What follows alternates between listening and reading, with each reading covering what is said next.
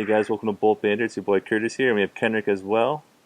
Hey, what's going on, San Diego? A blustery day in San Diego, but a lovely day in the Dome in Houston, Curtis. We are victorious. And Brock did not look great out there today. He kind of helped us out in more than one way. Brock Lobster looking Oh, straight boiled out there on the field, man. yeah, he wasn't looking sharp. All right, so let's start with this game. Coming out, I think we were pretty cold, flat-footed, didn't look great, and then we got our first touchdown and started grooving. And that Casey Hayward interception really kind of created some momentum for us. Yeah, it was pretty slow going there for about a quarter and a half of this game, and I thought the Dontrell Inman long touchdown just blew the dome off the doors of the stadium, and Mm-hmm. then Casey Hayward, that pick was unreal, man. And Unreal, I magical. He's a we magician. might have to check the stats at the end of the day here and into Monday night, but Casey Hayward might lead the league in picks. Oh, excuse me, those are some notifications coming through on that win. But man, let me tell you something. Casey Hayward might lead the league in picks, Curtis here. Yeah, they Yeah. they were saying he leads currently, so we'll see how it pans out. Yeah, we'll see how it shakes out. But then after that pick, we come right back around. A bullet to not Travis, excuse me, Tyrell Williams over the Mm-hmm. middle, Bullet. and man, All right, real slung it quick, right in I got there. to get this out of the way. Hunter Henry dropped a pass. He's human. Yep, What? he's a rookie. That blew me away. Didn't drop a Yep. pass in college. He dropped his first pass, and he's wide open. Mhm. Wide open. Wide as he could be.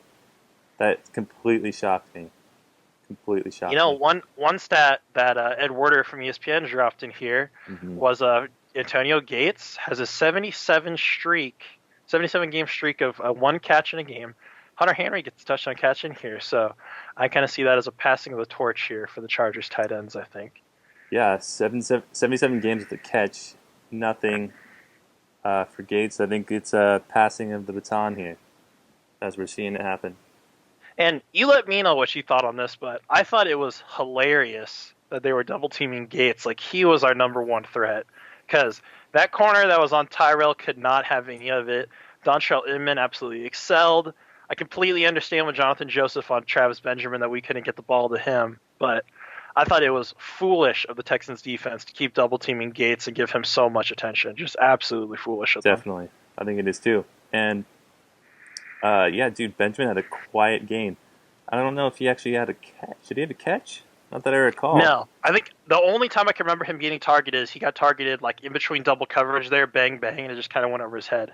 It's the only time I can remember Travis Benjamin getting Yeah, I don't targeted. recall him even catching a ball. So So, I mean, you'll take it if Gates and Travis are covered up by, four defenders there, and you leave Tyrell, Dontrell, and Hunter open. Woo, boy. Inman Pretty good. broke out this game. He's been quiet all Yeah. season, and kind of coming in the season, he was kind of like this on the starting lineup, and then Williams kind of made himself known. But now I think Inman's well rested up, and Williams is inconsistent this game for me. Too inconsistent. Yeah. But overall, we get the job done. Um, we still got to keep it close down to the last play somehow, some way. I didn't see us losing, but still, typical. How about the young buck, the defensive rookie of the year, Joey Bosa, coming Joey up in this game, Bosa. having his way with the defense or the offensive line. Dude, okay. My Also, goodness. that one play, the guy just laid on top of The him. guy I just was sat like, on him. how Yeah. is that legal? That was some CIF high school football. Don't know what I'm doing That's stuff so right there lazy. with Like that guy. I can't Yeah. block you, so I'm just gonna lay on top of you. Yeah. Nah, you see that stuff in high school football. You don't see that in the NFL. Amateur. That was ridiculous. But man, cleated in the face, taking Brock down on a third down. Beautiful. 7 tackles and a half sack for Joey Bosa. My Shared a goodness. sack with Damian Square, who we kind of had some question marks about, but if he got the sack, Hey, man, I thought Damian Square played great, He did especially play in the run great. defense. I thought they shut down Lamar Miller. I think Lamar Miller is one of the great running backs in this league, and I thought Square played great. I thought Legit played great. I thought Melvin played great. Perryman making tackles looked good.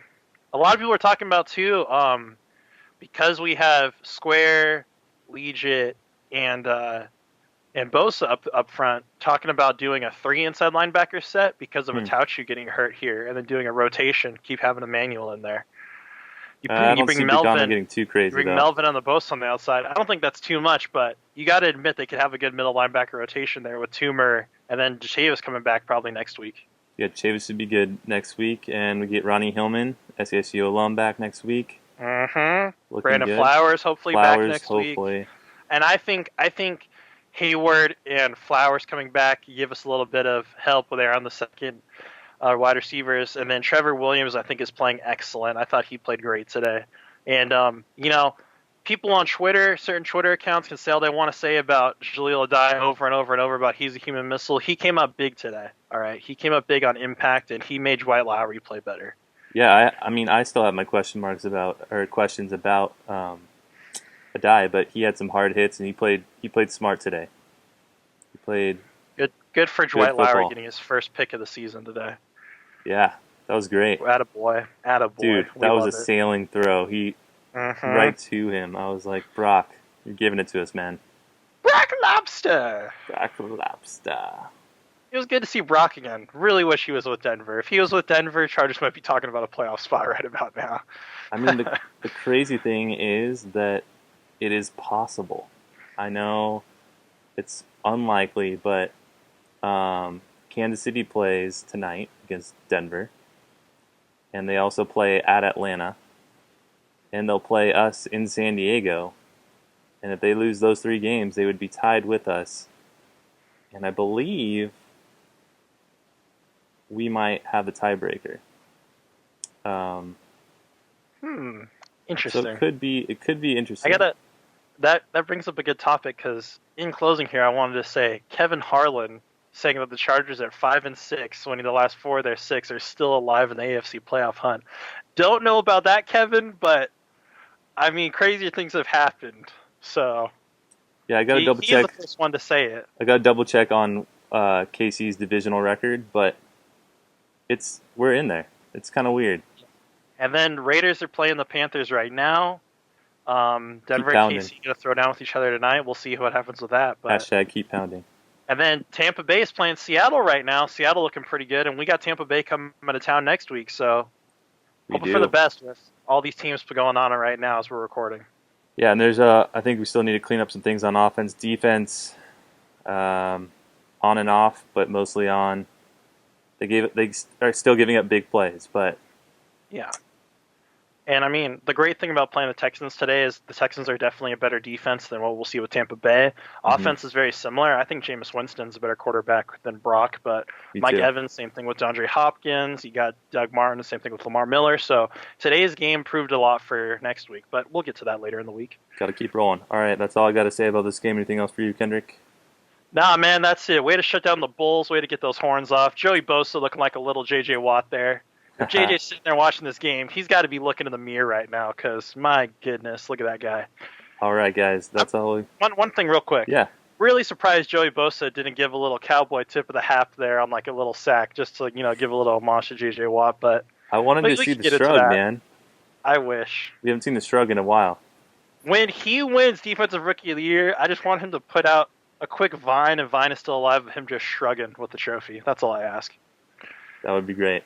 All right, guys, that's all we got today. Chargers win, thankfully, 21-13. The playoff hunt begins. Let it begin. December's around the corner.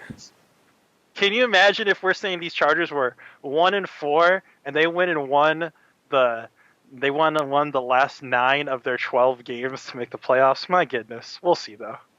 Hey, I wouldn't be mad. All right, that's all we got here.